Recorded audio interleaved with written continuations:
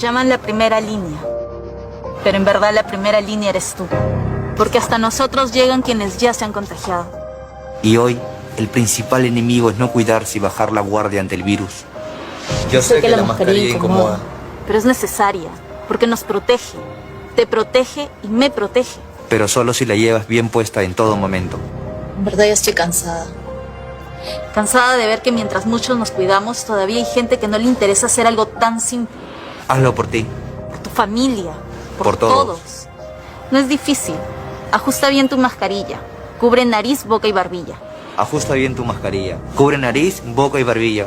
Porque cuando llegues donde nosotros, puede que ya sea demasiado tarde. Este live streaming es presentado gracias a Espacio Aesthetic Center, Odonto Clinic, Empire Marketing Digital. ¿Qué tal, amigos? Hola, ¿cómo están? Buenas noches. Siempre es un gusto saludarles, saber que están conectados con nosotros en este live streaming. Hoy vamos a conversar el tema de salud, que es muy importante y que está muy en boga y es muy necesario tener en la actualidad conocimientos de todo lo que está ocurriendo acerca de la pandemia del COVID-19 y todo lo que ocurre en nuestra ciudad, en nuestro país. Estoy del otro lado con Andrea Gómez, ella es médico epidemióloga, es cuencana, ha tenido mucha actividad en el tema de información, varias entrevistas, ha sido invitada a medios nacionales e internacionales. Andrea, ¿cómo estás? Bienvenida, buenas noches. Buenas noches, Jorge, muchas gracias por la invitación, un gusto compartir el espacio. Es verdad, el gusto es mío, el gusto es mío. Y claro, vamos a empezar hablando de este tema que nos tiene en ascuas, además de un habitante en todo el planeta. Este virus sigue evolucionando, hay nuevas cepas. ¿Cómo está el tema en nuestro país? Llegamos cerca de los 350,000 personas contagiadas. ¿Estos datos que seguimos observando todavía son reales? Bueno, lo que realmente está pasando en nuestro país no lo conocemos. El problema que hemos tenido durante todo este año es que no se están haciendo las suficientes pruebas PCR para poder conocer cuál es la realidad. Y lamentablemente no ha habido un cambio de esta política durante todo el año. Entonces, definitivamente no es el número real, probablemente es de los casos graves y algunos casos leves que probablemente se hicieron una PCR, pero lamentablemente desconocemos, por ejemplo, cuántos casos asintomáticos hay, cuántas personas podrían estar contagiadas y no lo saben. Entonces, para eso sí se necesita aumentar la capacidad diagnóstica y también una buena vigilancia epidemiológica, que es lo que no ha existido durante este año. Definitivamente no es el número real y lamentablemente eso no nos muestra lo que está pasando para poder tomar decisiones a corto plazo. ¿Cuáles son las pruebas que se tienen que hacer de pronto la ciudadanía, alguien que tenga sospecha de COVID-19? Esta prueba PCR, una prueba de sangre, una prueba de antígenos. ¿Cuál es la prueba que se tiene que hacer al momento de que sienta sospecha que tiene este virus? Bueno, por ejemplo, en el caso de que una persona tenga la sospecha de que se contagió un día, hacerlo 5 días después, una prueba PCR o una prueba de antígenos, una de las dos. La prueba de antígenos tiene una sensibilidad muy similar a la prueba PCR.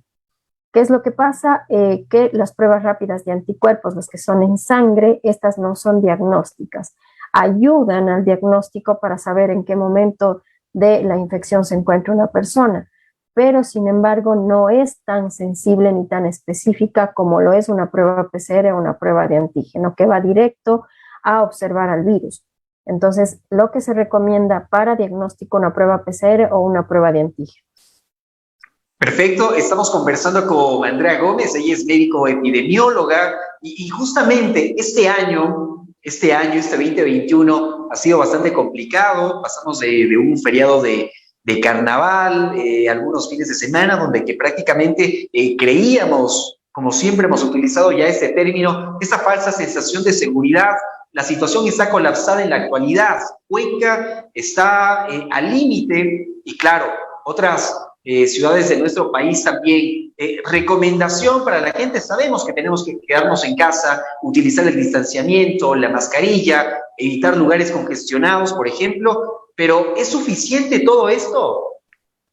Definitivamente en este momento hay un aumento de casos a nivel nacional y en el caso de Cuenca también se observan que hay un aumento de casos, por lo que si se puede evitar todo tipo de reunión social es mejor hacerlo, evitar aglomeraciones, utilizar la mascarilla, el lavado de manos, el distanciamiento físico, ventilar los espacios, es muy importante porque en este momento la probabilidad es elevada. Por lo tanto, es un momento en donde debemos aumentar los cuidados y también dejar de lado esa falsa sensación de seguridad, ser conscientes que tenemos esa falsa sensación de seguridad, pero no solamente las acciones por parte de la ciudadanía, también se necesita que el gobierno haga su parte, y en este caso es la vigilancia epidemiológica, aumentar la capacidad de testeo, reforzar el sistema de salud pública, que lamentablemente ha venido debilitándose durante este año y se ha observado aún más con la pandemia lo débil que ha estado el sistema de salud, lamentablemente.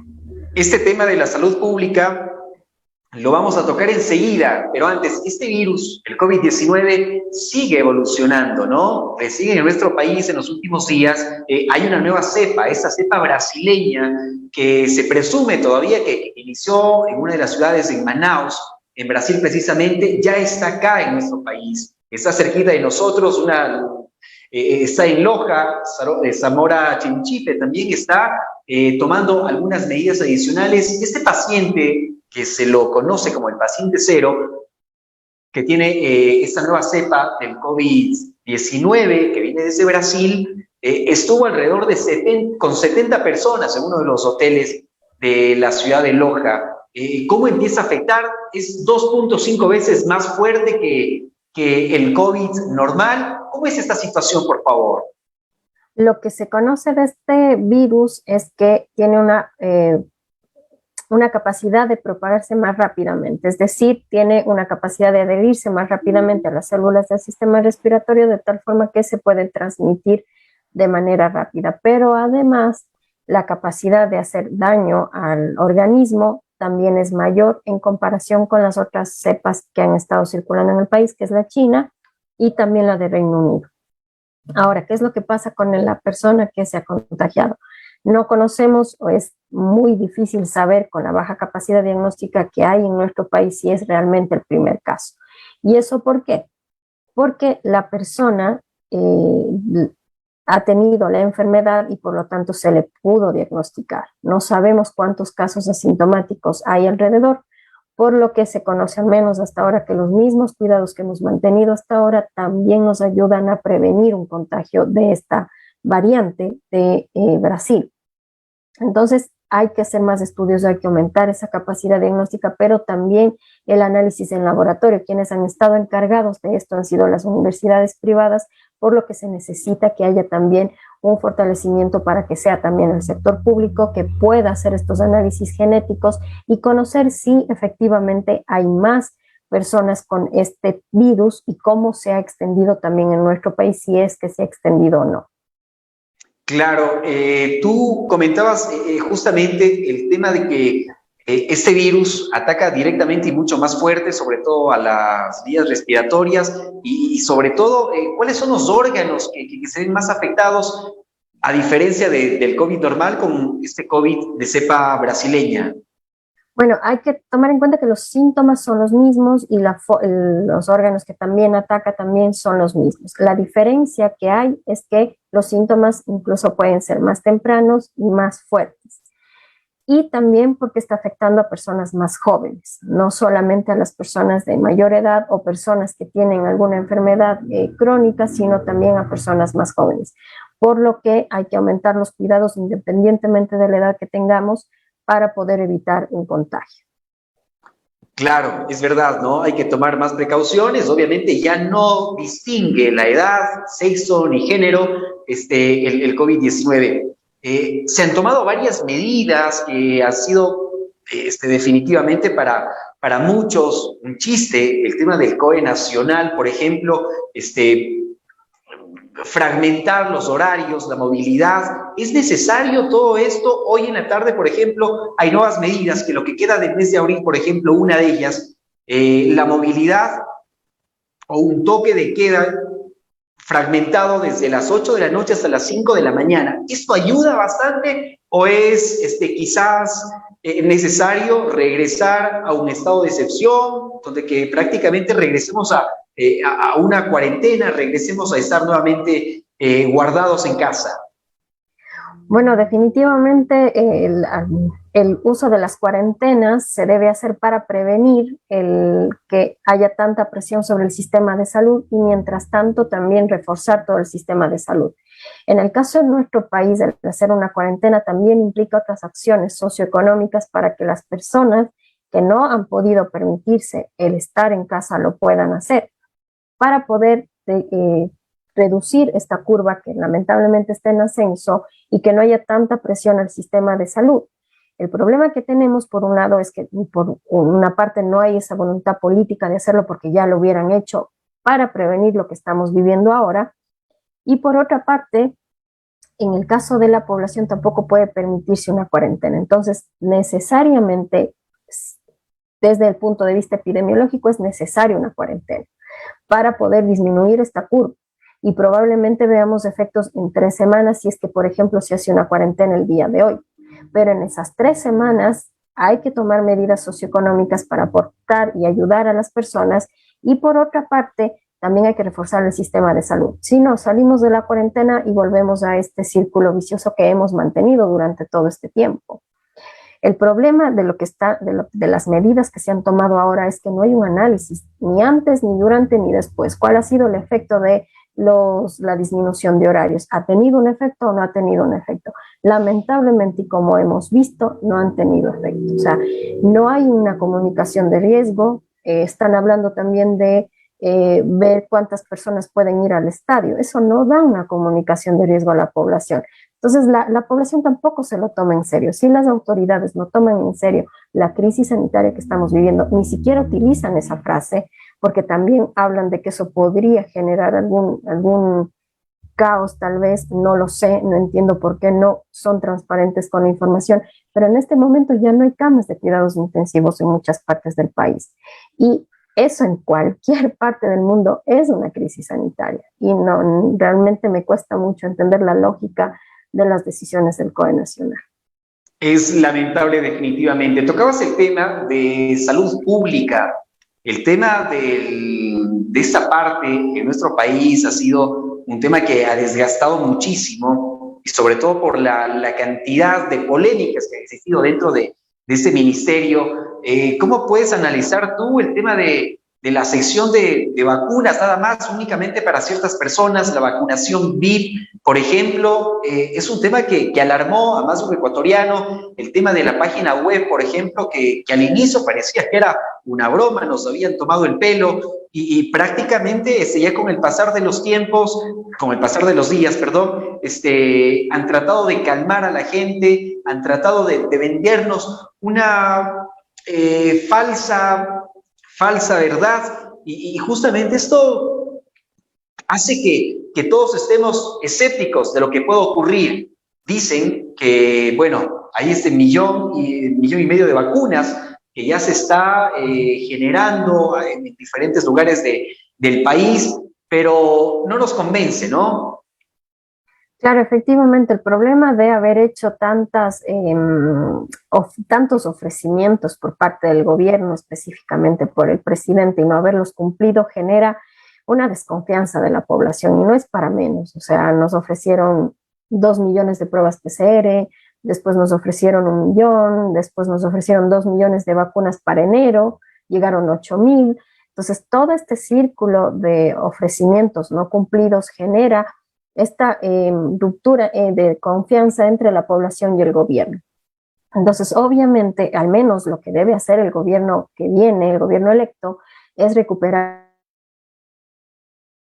También es necesario transparentar las listas de las personas que se vacunaron, transparentar el proceso de vacunación y tener un plan de vacunación y una política pública de control de pandemia, porque la vacunación es una parte, y lo que ha hecho este gobierno, sobre todo los últimos ministros, bueno, incluyendo al exministro Ceballos, es el hecho de que se dedicaron a usar el marketing, a promover la vacunación, y realmente es una acción más de salud pública que es costo efectiva, pero que a corto plazo, si es que no está estructurado bajo un plan, es probable que no veamos los efectos.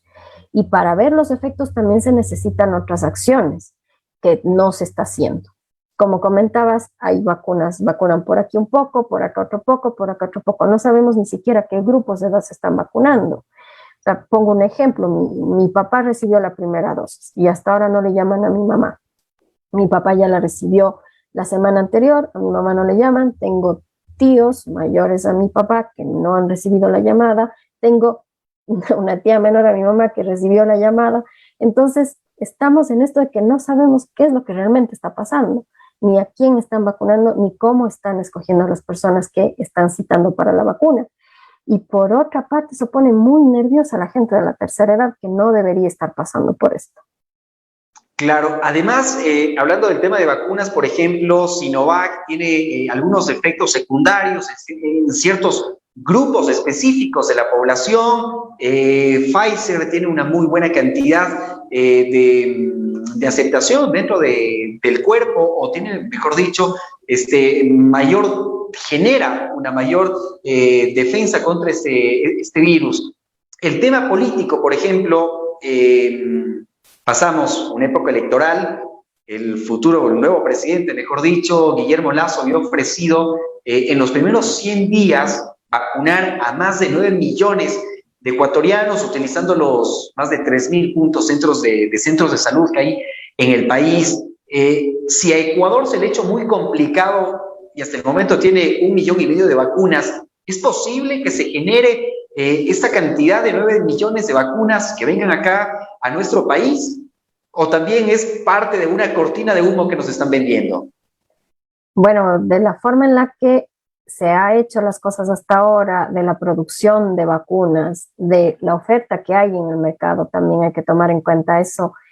No lo veo posible a corto plazo y no creo que lo pueda hacer en 100 días, desde mi punto de vista, y ojalá me equivoque, porque por el bien del país, ojalá nos vacunemos 9 millones de habitantes durante 100 días, que son 18 millones de vacunas, porque son 2 dosis. O sea, no han llegado ni siquiera 1,5 millones de vacunas hasta ahora, desde enero, que son más de 100 días. Imaginemos qué es lo que pueda pasar desde el 24 de mayo y 100 días en adelante.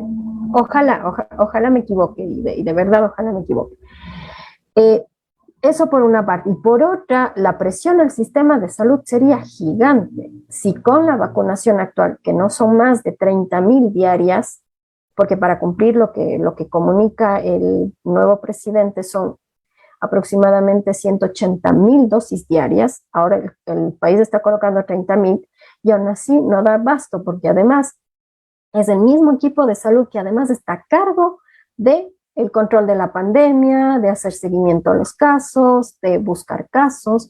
Entonces se le está sobreexigiendo a los profesionales que están trabajando, y además no se está respetando sus derechos. O sea, lo que pasó lamentablemente en Quito con la vacunación la semana anterior, que hubo muchas personas esperando más de 10 horas la vacuna, pero no solamente las personas de la tercera edad que estaban ahí, que estaban expuestos y que no se debía hacer eso, también las personas que están trabajando 7/24, o sea, no se están respetando ni los derechos laborales de las personas. Entonces, la verdad, no he visto la forma, el mecanismo, si es que hay un plan o cuál es la organización para cumplir con esa meta. Ojalá por el bien del país se lo haga, pero hay que tomar en cuenta todos estos detalles antes de haber propuesto algo tan grande. Claro, y quizás fue una propuesta populista, y ojalá se logre con esta situación de vacunar a más de 9 millones de ecuatorianos. Tocaba el tema de las vacunas. Hay varias marcas, obviamente, y esta situación, la primera dosis tiene que ser de una marca, la segunda dosis de otra marca, o es necesario que venga acá al país o se compre a través del gobierno, obviamente, una sola marca de vacunas. Bueno, es necesario tener diferentes marcas para poder llegar a la mayor cantidad de personas, sobre todo por la producción que hay, que no es tan rápida, y además de que tienen convenios y contratos con muchos países en el mundo. Entonces sí es necesario tener más de una marca. Las marcas que han llegado al país tienen una buena seguridad, han mostrado un efecto cercano al 100%, las 3 vacunas que están acá, tanto AstraZeneca, Pfizer y también Sinovac. La diferencia entre las 3 es de presentar una enfermedad leve. O sea, si yo me pongo la vacuna, tengo un 40, por ejemplo, de Sinovac, tengo un 53% de probabilidad de no presentar ninguna enfermedad. Si es que me contagio, o sea, por lo que el contagio es prevenible si mantengo los cuidados. Y en el caso de la vacuna de AstraZeneca, por ejemplo, es del 73% y de Pfizer del 94%. Pero las 3 tienen una probabilidad cercana al 100% de que no tenga una enfermedad grave, de que no vaya al hospital o de que no fallezca. Entonces la probabilidad es 0.001.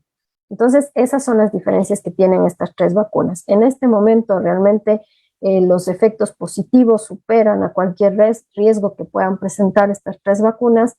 Las 3 han mostrado seguridad y también un efecto positivo. Esto en cuanto se refiere al tema de vacunas, al tema de las marcas que están acá en nuestro país. Justamente hablábamos hace un ratito el tema del Ministerio de Salud Pública de nuestro país, el tema que ha sido muy polémico, y justamente hablando del exministro Ceballos, ministro de Salud, que se vio involucrado en varias situaciones. Y justamente hace algunos días atrás estuviste invitada dentro de un grupo de legisladores en la Asamblea Nacional para ser parte justamente de este juicio político. ¿Cuál fue el aporte o la invitación para este juicio político en contra del ministro Ceballos? ¿Cuál fue tu participación?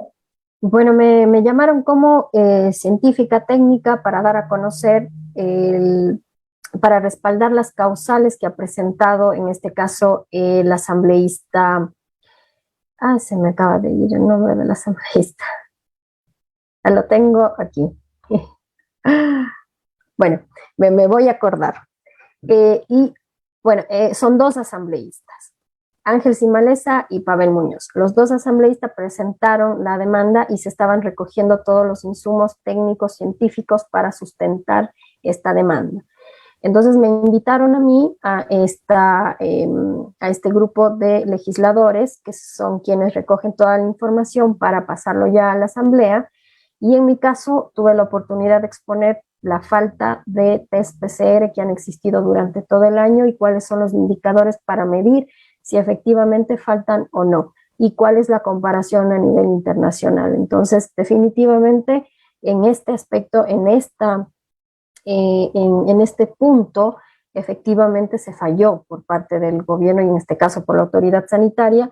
Y el otro punto que pude participar también es el exceso de mortalidad. Lamentablemente nuestro país tiene uno de los excesos más elevados a nivel mundial de mortalidad, es decir, hay muchas más muertes de las esperadas durante el último año que pueden deberse de manera directa o indirecta a la pandemia, y esto también refleja el manejo de la pandemia por parte de esta autoridad. Entonces, esa fue mi participación dentro de otras causales que también hay pruebas, y ojalá haya justicia por nuestro país, porque definitivamente no se manejó de manera correcta y no se basó en evidencia todas las decisiones que se han tomado durante este año. Estamos completamente de acuerdo con eso. Definitivamente el tema de salud en nuestro país, por la cantidad de personas que han pasado en un momento difícil de salud a nivel internacional, deja mucho de qué hablar. Estamos conversando con Andrea Gómez, ella es médico epidemióloga. Andreita, ¿cómo está la situación actual en nuestra querida Cuenca? Bueno, la verdad no tengo muy buenas noticias. Están los casos en aumento, la probabilidad de contagio es alta en este momento, por lo que mi sugerencia es quedarse en casa, evitar las reuniones sociales, y en el caso de que tenga que salir, sea por trabajo, sea por compras, sea por algo necesario, hacerlo en el menor tiempo posible, utilizar mascarilla y mantener todos los cuidados. En el caso de hospitalizaciones, la hospitalización está, no estoy segura si en este momento está cercana o al 100%, pero está sobre lo que al menos deberíamos tener en cuenta para poder atender a todas las personas. También el sector privado ha mostrado que ha habido un aumento de casos, por lo que es importante tratar de mantenerse en casa. También nuestra provincia está dentro de las provincias que probablemente el COE, si es que creo que me falta la aprobación del presidente para poner estas medidas desde el día viernes, en donde van a haber reducción de movilidad y también van a colocar horarios para que la gente no salga. Definitivamente no dependemos únicamente de las acciones individuales, también dependemos de que el gobierno haga su parte, y en este caso ojalá, por ejemplo, ponga el techo al costo de las pruebas PCR, que son muy costosas en nuestro país, para que las personas puedan acceder en el caso de que no tengan seguro o en el caso de que el Ministerio de Salud no pueda hacerlas. Se necesita comprar pruebas, se necesita aumentar la capacidad diagnóstica, reforzar el sistema de salud y obviamente también avanzar más rápido con el proceso de vacunación. Y todas esas medidas dependen también del gobierno y de parte de la ciudadanía el cuidarnos. Si es que tengo duda de ser un caso, de estar contagiado, por favor, usar mascarilla en casa, tratar de autoaislarse para no contagiar a nuestros seres queridos, ventilar los espacios de tal forma que el virus pueda salir, circular fuera de casa, y obviamente después de 5 días de esta sospecha de contagio, realizarse una prueba para tener un diagnóstico oportuno. En el caso de que haya síntomas respiratorios, dificultad respiratoria, si es que tengo en casa, por ejemplo, un medidor de saturación, también es positivo para saber en el momento en el que esta saturación baje del 90%, luego de 3 mediciones con al menos unos minutos de diferencia, es importante que acudan tempranamente a un servicio de salud para poder evitar el desarrollo de síntomas graves. Es verdad, es un dato súper interesante lo que tú nos acabas de comentar, y justamente hay mucha gente que, bueno, está superando, está pasando por el COVID-19, y la automedicación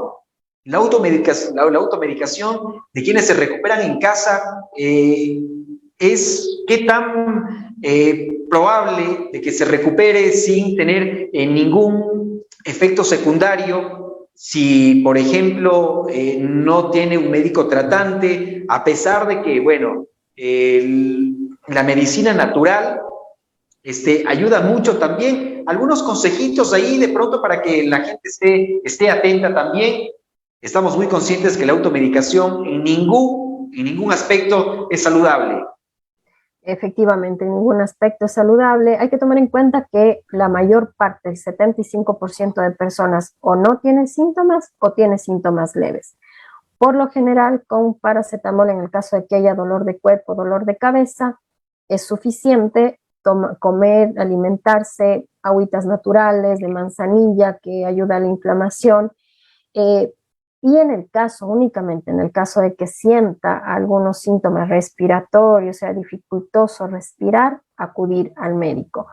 En el caso de que los síntomas sean muy fuertes, muy duros para la persona, también acudir al médico. Pero en el caso de que no haya síntomas o sea leve, con estar en casa, reposar y también obviamente autoaislarse para evitar contagiar a otras personas, probablemente después de 10 días no haya ningún síntoma, ni ninguna, ya incluso la probabilidad de contagiar es baja y se puede esperar hasta los 15 días para estar completamente seguros.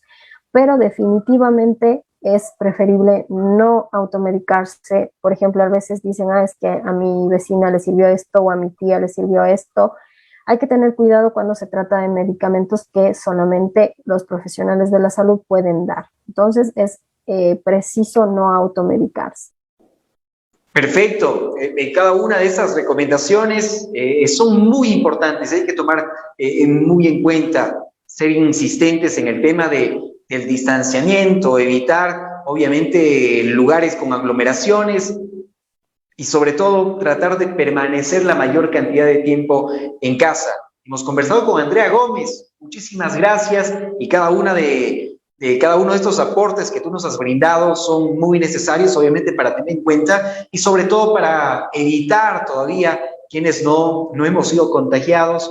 Estos datos son muy necesarios. Muchísimas gracias, Andrea, por tu tiempo. Muchas gracias, George. Un gusto compartir el espacio y muchas gracias por informar estos temas que son tan importantes para la comunidad. Muchísimas gracias. Perfecto, muchas gracias. Hemos conversado con Andrea Gómez. Que tengan un buen resto de esta noche, que la pasen muy bien. Y claro, a protegernos, a cuidarnos muchísimo y sobre todo a respetar cada una de las diferentes medidas que el gobierno nos está poniendo. Que la pasen muy bien. Una buena noche.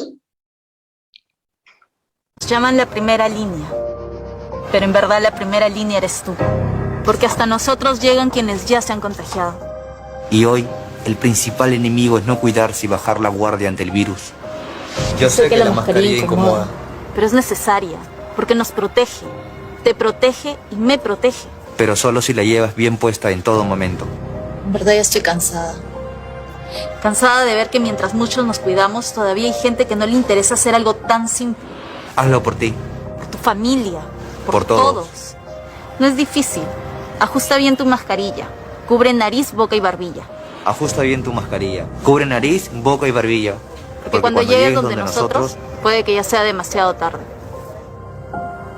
Este live streaming es presentado gracias a Espacio Aesthetic Center, Odonto Clinic, Empire Marketing Digital.